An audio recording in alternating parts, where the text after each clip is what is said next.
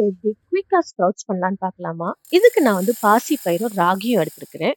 So இந்த ராகியும் பாசிப்பயிரையும் நல்லா wash பண்ணிட்டு நல்லா சோக்காற அளவுக்கு நல்லா தண்ணி ஊத்திக்கோங்க. இந்த பயிர் ஃபுல்லா சோக்காற அளவுக்கு. ஒரு 5 to 6 ஹார்ஸ் கழிச்சு பார்த்தீங்கன்னா, நல்லா சோக் ஆயிருக்குது. இந்த டைம் நல்லா அந்த வாட்டர் எல்லாத்தையும் ட்ரெயின் அவுட் பண்ணிக்கோங்க. இந்த ஸ்ப்ரவுட் பண்றதுக்கு ஒரு ஸ்ப்ரவுட் மேக்கர் எடுத்திருக்கிறேன். இதுல அடித்தட்டுல வந்து ஒரு 1/2 கப் வாட்டர் ஆட் பண்ணிக்கலாம். 1/2 கப் வாட்டர் ஆட் பண்ண பிறகு அடுத்த தட்டு வச்சு அந்த ரெட் ஹோல்ல கொஞ்சம் புஷ் அவுட் பண்ணிட்டு நம்ம ஆட் பண்றோம். பாசிப்பயிரை ஆட் பண்ணிட்டு அந்த ரெட் ஹோல் சுத்தி கொஞ்சம் கேப் இருக்கட்டும். அதை சுத்தி பயிர் எதுவும் வைக்காதீங்க.